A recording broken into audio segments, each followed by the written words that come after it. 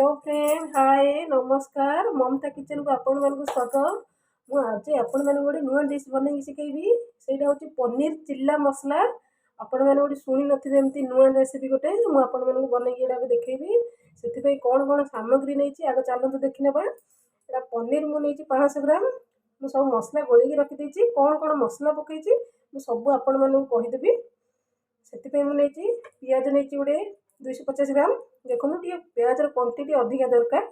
आ रसुण inch 2टा रखी अदा 1 inch रखी देखो से कौन कौन मसला पकई चलो देखीदेवी। देखूँ यहाँ हूँ 1000 आइलैंड क्रीम यहाँ मुझे 1 स्पून पकई। यहाँ देखूँ भेज मगनीज तंदूरी क्रीम यहाँ 1 स्पून पकई देछि। यहाँ टमाटो सॉस नहीं यहाँ मस्टर्ड क्रीम नहीं देखूँ यहाँ गोटे पकई। यहाँ सिजवान सॉस यहाँ गोटे 1/2 स्पून पकई देछि। यहाँ हूँ गोटे देखूँ यहाँ सिजवान फ्राए मसला यहाँ गोटे पकई सब पकई देकी मुझे गोली की गोटे अध घंटा रखीदे तापर बनइबा। चलतु पनीर को मैरिनेट करके मोर हो अधा घंटा हो गला।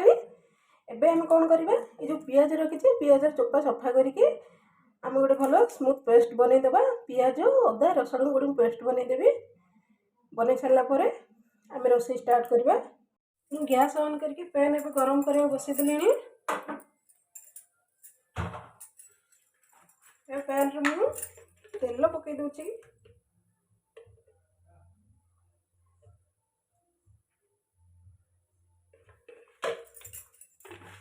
तेल गरम होगा किसी समय छाड़देवा।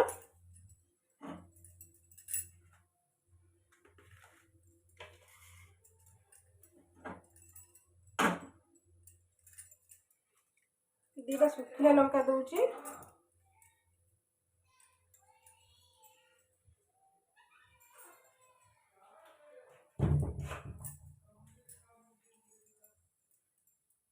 कौन करवा जो प्याज पेस्ट करी रखीचे सेटा पकईदबा। पियाज अदा रसुण मु पेस्ट कर रखी देखूँ ग्राइंडिंग जार रे पकईदेवी।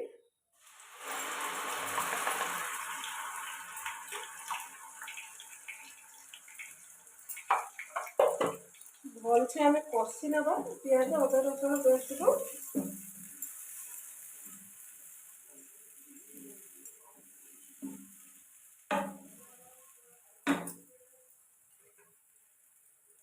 आपण मैंने थोड़े निश्चित घर बारे ट्राए करूँ तो कहबे केमती लगे रेसिपी मोर मुझे मन बाहर करके रेसिपीटा शिखी से आपण शिखाऊँ। आपण मैंने देखिए केमती लगुच मत कहे रेसिपी।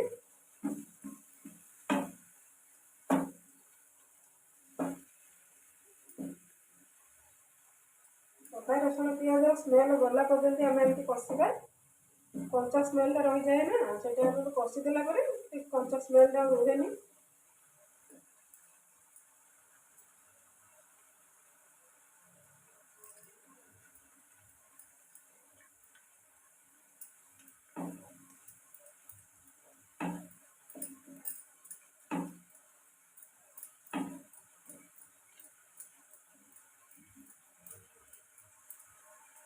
एबे कौन करवा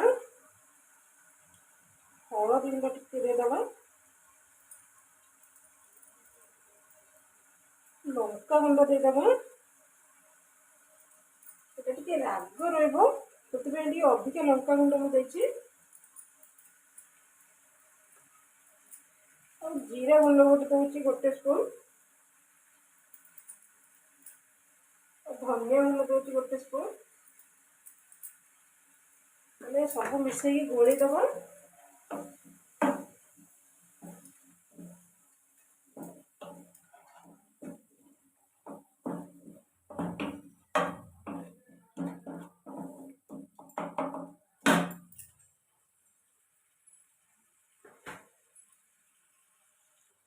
देखो मसला प्राय कषि आसलानी आ 5 मिनट आम कषा 5 मिनट कषिला जो गोल रखी पनीर पकईदबा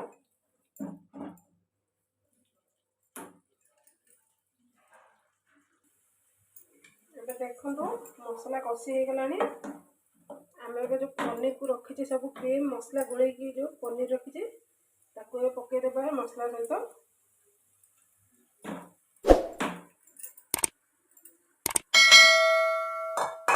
चलू गोल देवा भल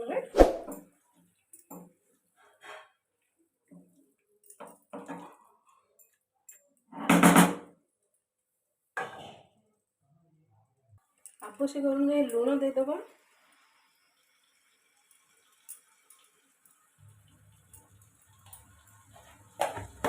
पुणी गोल नवा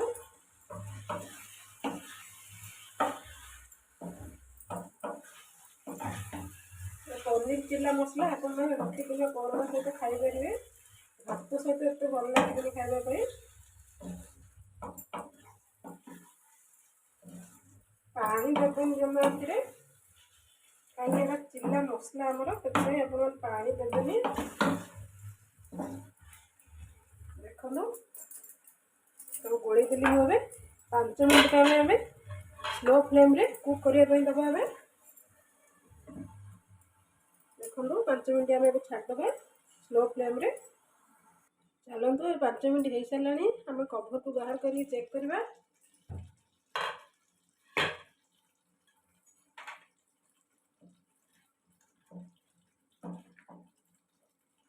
बेसी घाटी ना पनीर आम सब भांगी जेहतु पनीर को फ्राए कराए कंचा पनीर भी पड़ता देखो हो गला आम पनीर चिल्ला मसला हो गला चलते आम गैस को ऑफ करदे गोटे भल सुंदर बास्ना भी आसीगला कलर भी चेंज हो गला देखो के सुंदर देखा देखो पनीर चिल्ला मसला प्रस्तुत हो सारी आपण मानू केमती लगिला मोर पनीर चिल्ला रेसिपी निश्चित रूपे मत कमेंट बॉक्स में कमेंट कर जणाइबे जो मैंने मो चैनल को सब्सक्राइब करना निश्चित रूपे सब्सक्राइब करेंगे। रोचे नमस्कार जय जगन्नाथ।